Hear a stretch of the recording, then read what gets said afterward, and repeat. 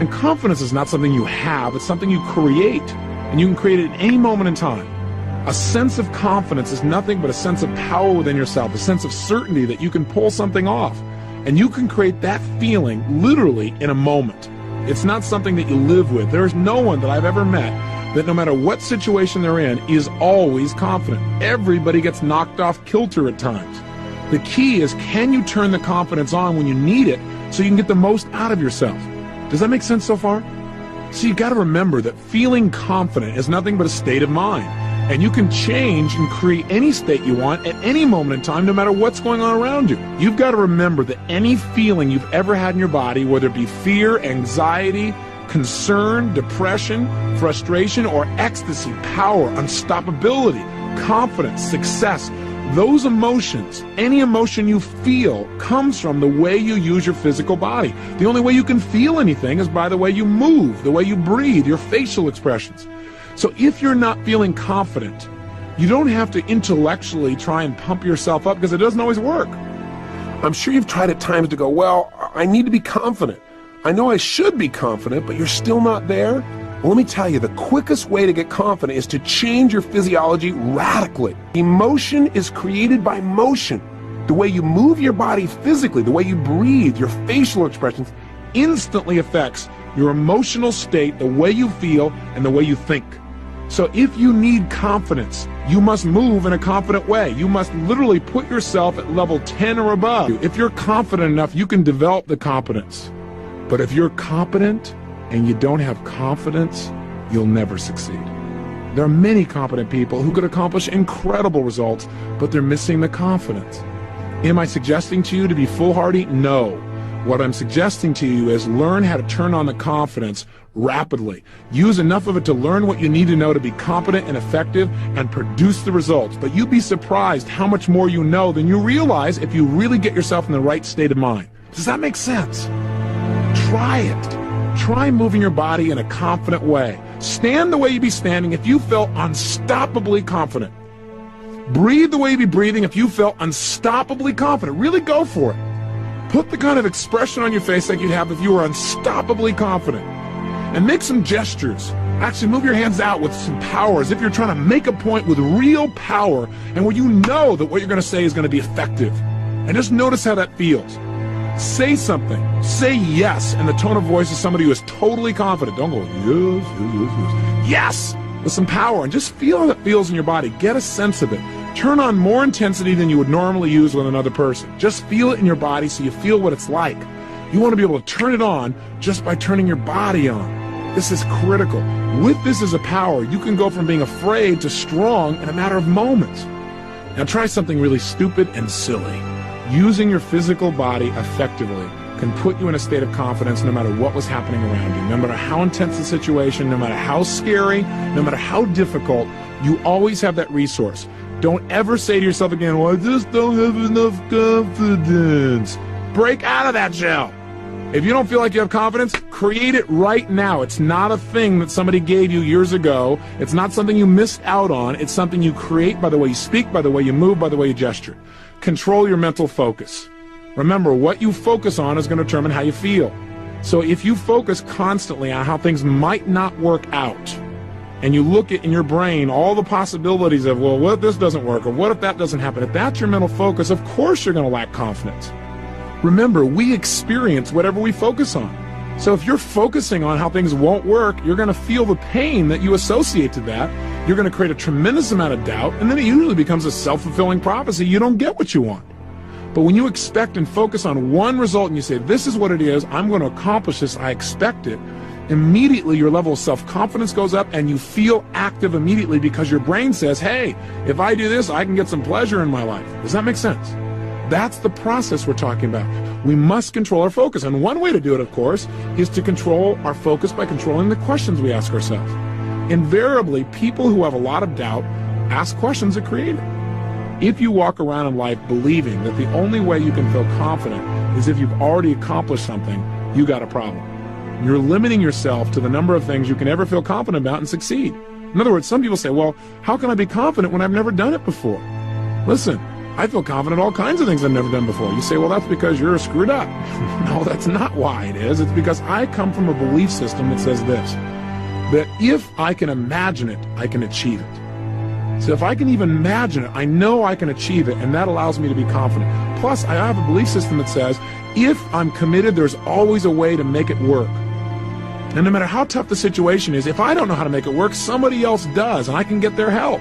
So I come from that place, and that allows me to be confident. I know I can get help. I know if I'm committed, there's a way to do it. And I know that anything in the past I've really been able to imagine accomplishing and finding a role model for, I can accomplish. Hey, listen, everything you do now, you once weren't good at. Everything you do now, there was a time when you had not done it. Why wait to get confident?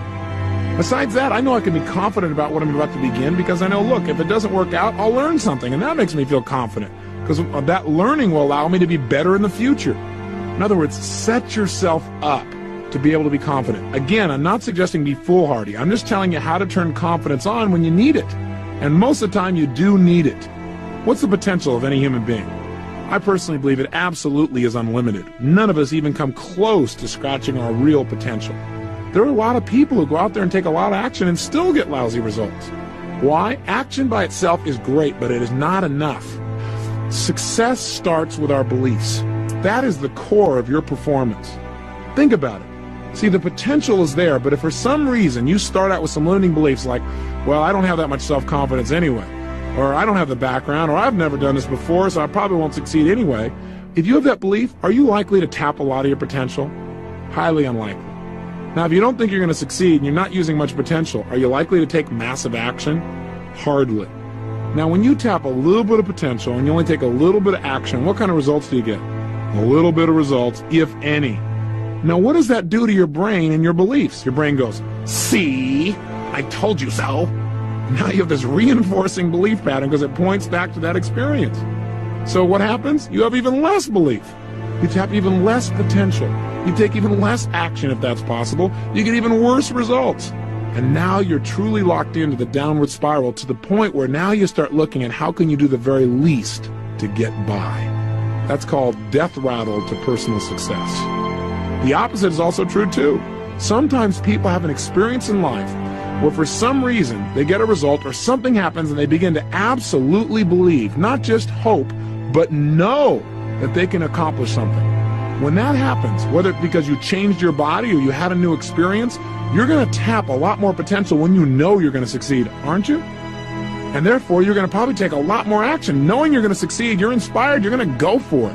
When you take a lot of action and use a lot of your potential, what kind of results do you get? Usually great results. When you get great results, what does that do to your belief? Your brain goes, see, I told you you would succeed. And sure enough, now your beliefs are even stronger. So what do? You tap even more potential. You take massive action and you get even greater results. What happens? Your beliefs even stronger. And now you're in that success cycle. You're in that place where you literally have momentum that drives you to a whole new level. That's how beliefs are formed. You might say, well, how can I get results though? What do I do if I'm on the downward spiral? Well, you don't change your potential. That's always there. You don't just take action, although that's a great first step. You got to change your beliefs, and one of the easiest ways to do that is change your results in advance. If you want to succeed, you need to rehearse over and over succeeding until it's so real for you, your brain begins to believe it. Now you'll tap more potential, you'll take better action, and in real life, you'll get better results. Then it'll reinforce your belief, and now you're off and running. Does this make sense? This is the way to create lifelong, unstoppable self-confidence. If you really want to be confident, know what causes people to lack in it. Focusing too much on yourself and not enough on other people will guarantee that you'll lack confidence. What do I mean?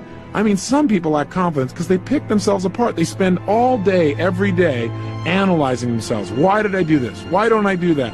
How come I never accomplish these things? They ask lousy questions, they get lousy answers, and they create a tremendous amount of self-doubt.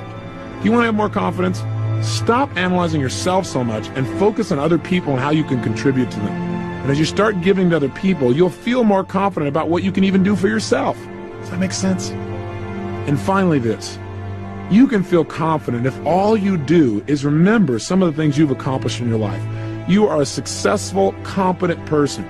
You've done a lot of things in your life extremely well. No matter who you are or what your background is, there are things in this world that you are really good at, things you've really accomplished in your life that you've got to be proud of.